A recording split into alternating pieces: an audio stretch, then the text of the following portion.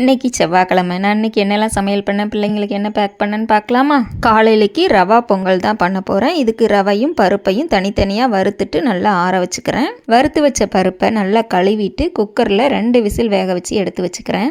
இன்னொரு அடுப்பில் மதியம் லஞ்சுக்கு சாதம் வேக போட்டிருந்தேன். அதுவுமே வெந்துட்டுன்னு வடித்து வச்சுட்டேன். ஒரு கடாயில் நெய், இஞ்சி, தட்டி வச்ச மிளகு, ஜீரகம், முந்திரி பருப்பு, கருவேப்பிலை, காயப்பொடி போட்டு தாளிச்சிட்டு 3 டம்ளர் ரவைக்கு 7 டம்ளர் தண்ணி சேர்த்து நல்லா கொதிச்சதுக்கப்புறமா தேவையான அளவு உப்பு, வறுத்து வச்ச ரவையை உள்ளே சேர்த்து நல்லா கிளறிட்டு வேக வச்ச பாசிப்பருப்பையும் உள்ளே சேர்த்து நல்லா கிளறி இறக்குனீங்கன்னா சூப்பரான ரவா பொங்கல் ரெடி ஆயிரும். அடுத்து சாம்பாருக்கு அதே குக்கர்லேயே துவரம் பருப்பை வேக வச்சு எடுத்துக்கிட்டு முருங்கைக்காய், கேரட் போட்டு சாம்பார் ரெடி பண்ணி வச்சாச்சு.